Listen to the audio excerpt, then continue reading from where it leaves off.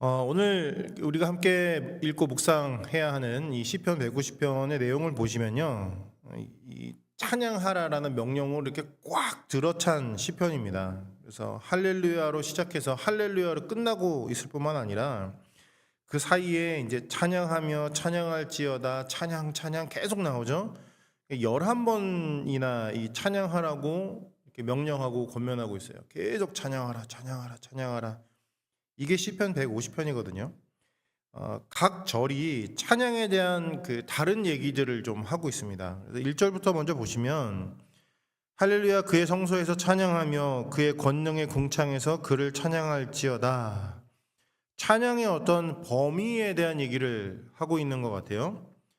찬양은 하나님의 성소에서 울려 퍼지기 시작하죠. 하나님의 성소에서 시작하지만 찬양의 범위는 온 천지 만물을 향하고 채우게 된다는 거예요. 그래서 그의 권능의 궁창에서 그 모든 곳에서 울려 퍼져야 하는 것이 하나님을 향한 찬양이라는 겁니다. 1절부터 이제 그 얘기를 하고 있고요. 2절 보시면 그의 능하신 행동을 찬양하며 그의 지극히 위대하심을 따라 찬양하라.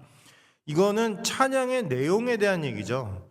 무엇을 찬양해야 하는가? 우리가 이제 찬양을 한다면 어떤 내용으로 찬양을 해야 되는가?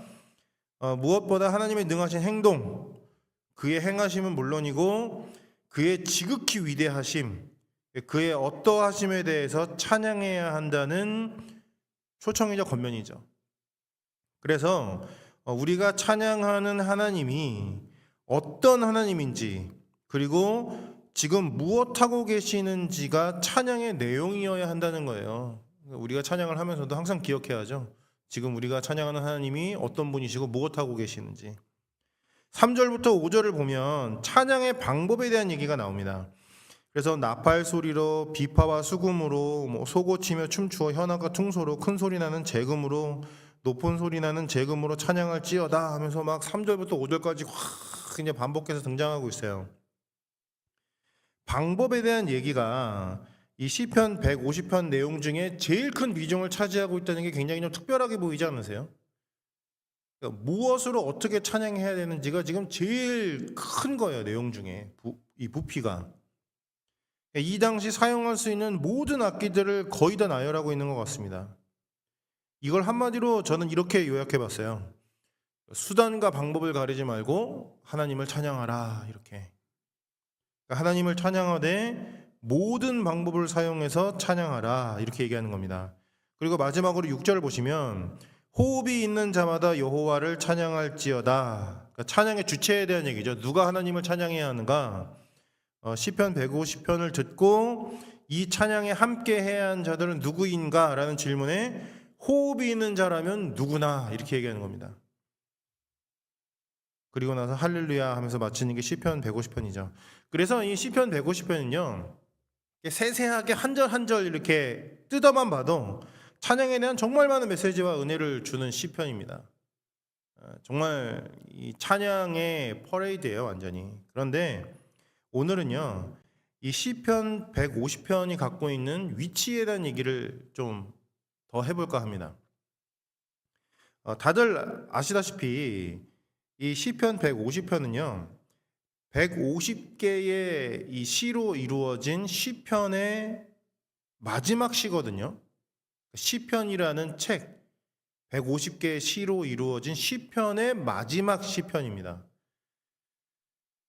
이 시편 150편을 기록한 시인이 있겠죠. 그 시인이 그 자신의 시가 이런 시편이라는 책의 마지막에 들어갈 거라는 거를 알고 이 시를 지었는지 아니면 모르고 지었는데 이게 그 마지막에 들어간 건지 이건 확실하지는 않습니다. 그런데 이 시편 150개를 묶어서 시 150개를 이제 다 모아서 시편이라는 책을 편집한 편집자가 있다고요.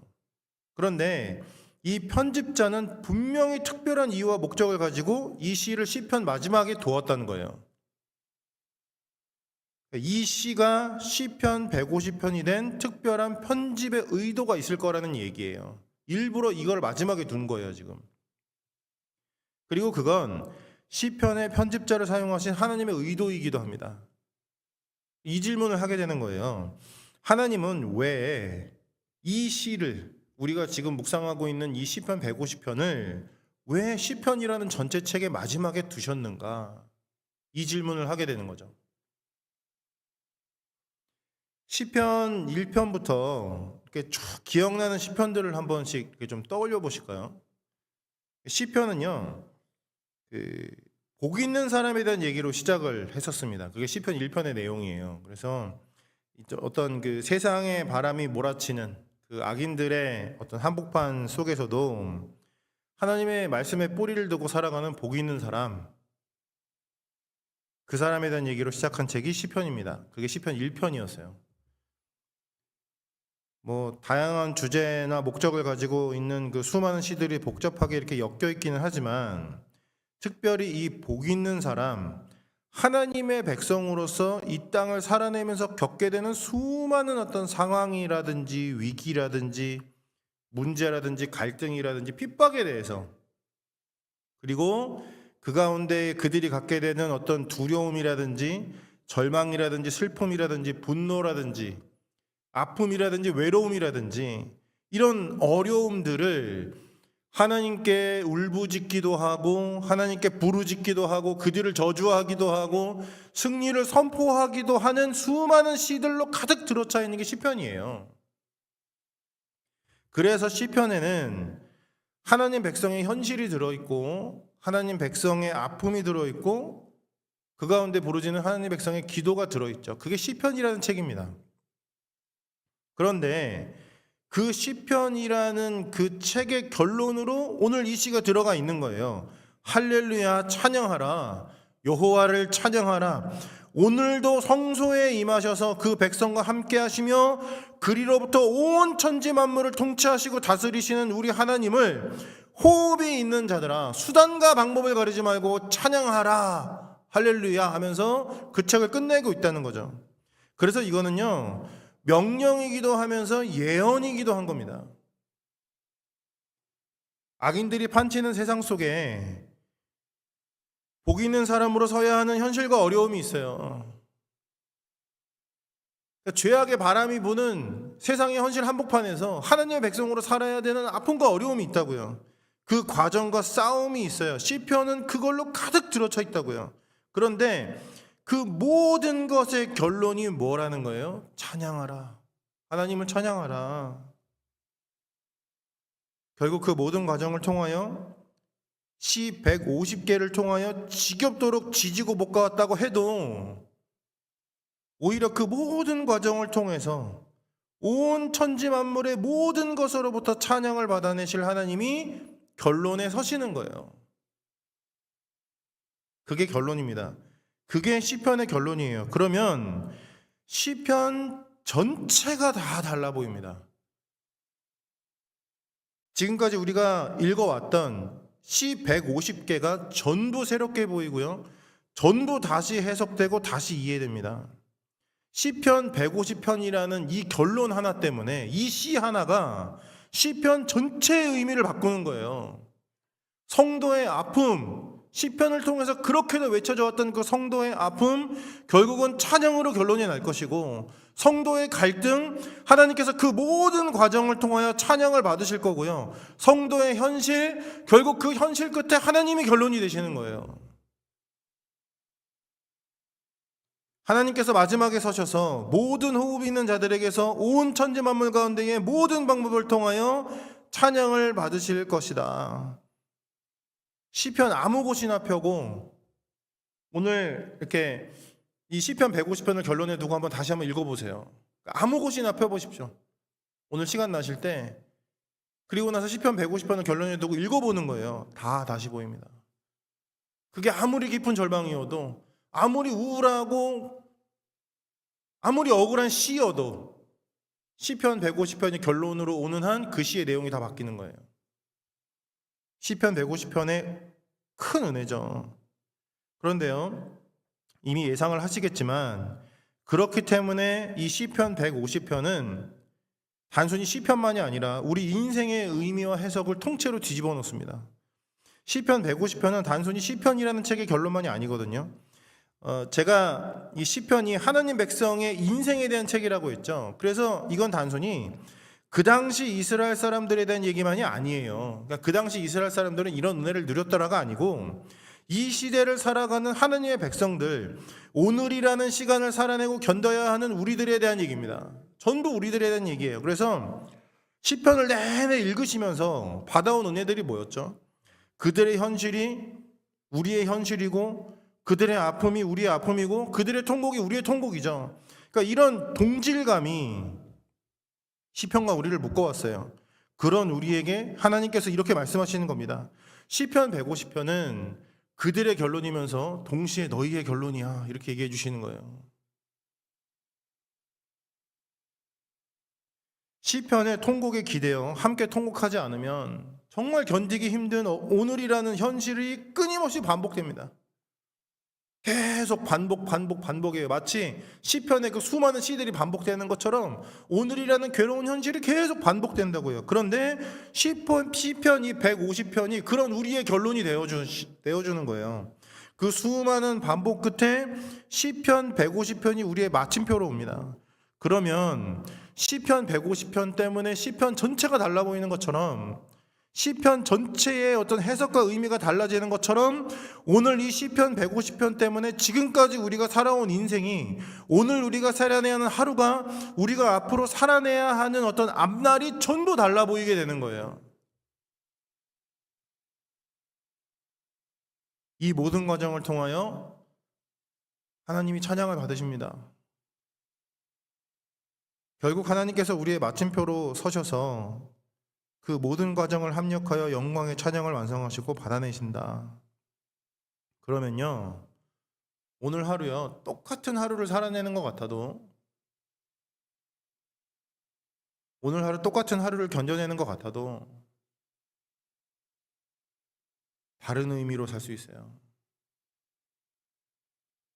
다른 목적으로 살 수 있고 다른 소망으로 살 수 있습니다. 이게 시편 150편이 우리에게 주는 엄청난 은혜예요.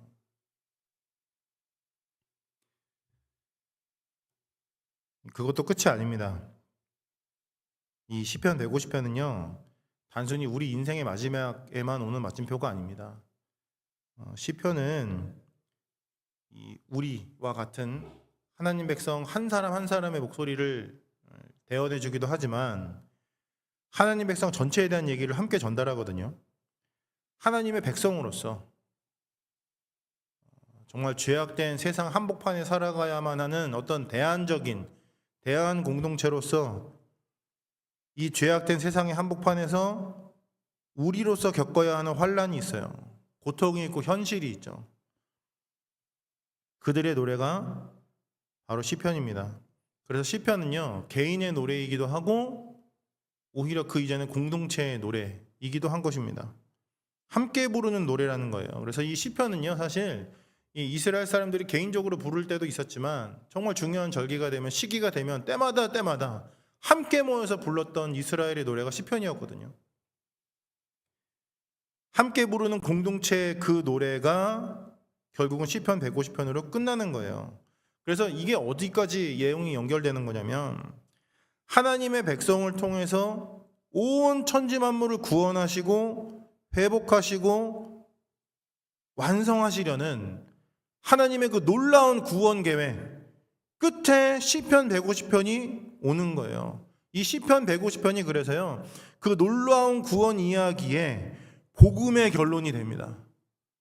하나님께서 그 백성들을 데리고 무엇 하려고 하시는지에 대한 그 엄청난 이야기의 결론에 시편 150편이 오는 거예요. 그러면 이 시편 150편 때문에 시편이 달라 보이는 것처럼, 우리의 인생이, 우리가 살아야 하는 오늘의 그 하루가 달라 보이는 것처럼, 온 세상이, 온 역사가 시편 150편 때문에 다 달라 보이기 시작합니다.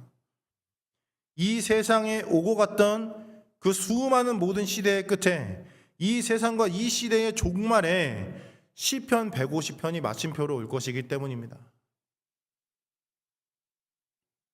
그래서 저는 이번에 이 시편 150편을 묵상하면서요, 이 요한계시록을 전체적으로 다 다시 보게 됐어요. 그러니까 이 시편 150편을 우리가 지금 살아가고 있는 이 마지막 시대, 종말의 시대라는 정확한 맥락 속에 쫙 펼쳐놓고 읽어보면 그게 바로 요한계시록입니다. 하나님을 찬양하라. 그 하나님이 마지막 찬양을 만들어내시는 거예요. 그 결론이 우리의 오늘은 물론이고 우리가 살아가는 시대와 세상의 의미를 바꿉니다. 정말 엄청난 은혜입니다.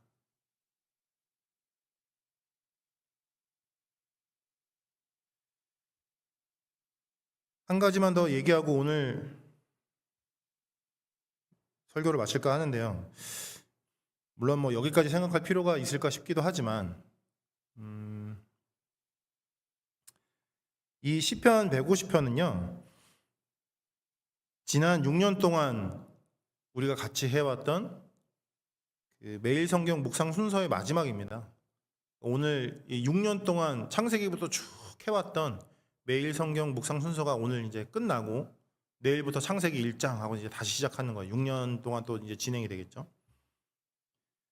매일 성경의 이 묵상 순서를 정한 분이 어떤 의미로 순서를 이렇게 정했는지는 잘 모르겠어요. 그리고 그걸 예상하는 게 뭐 설교자로서의 제 일도 아닙니다.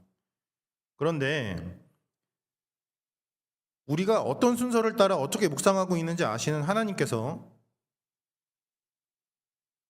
이렇게 오늘 시편 150편으로 지난 6년간의 묵상을 마무리하게 해주시는 거예요. 여기에 담겨있는 하나님의 의도를 제가 생각해 보는 겁니다.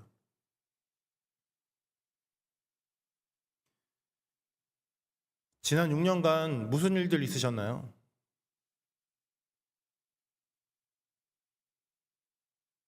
오늘 이렇게 한 번쯤 쭉 돌아보는 시간을 가져보셨으면 좋겠어요.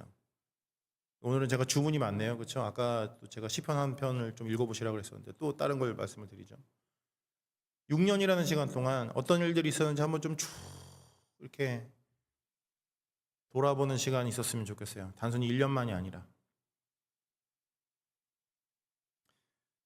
정말 많은 일들이 있지 않았나요? 6년은 정말 긴 시간입니다. 그렇죠? 제 개인적으로는요. 오늘이 미국에 온 지 딱 6년 차입니다. 정말 하루도 안 빠지고 딱 채워서 6년째예요. 오늘이.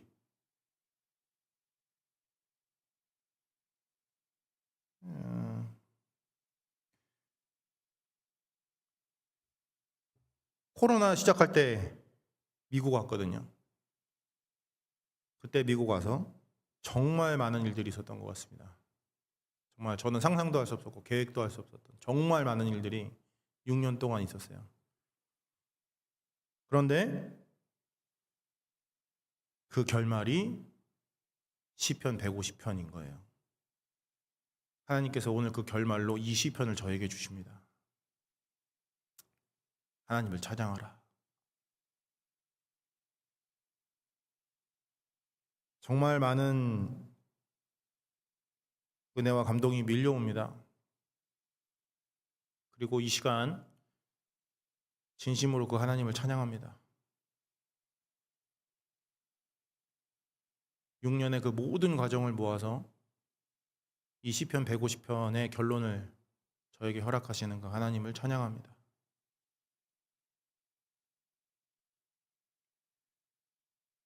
저의 부끄러운 이 찬양이 오늘 우리 모두의 은혜요 결말이 되고 찬양이 될 수 있기를 진심으로 소망합니다. 우리 같이 기도할까요?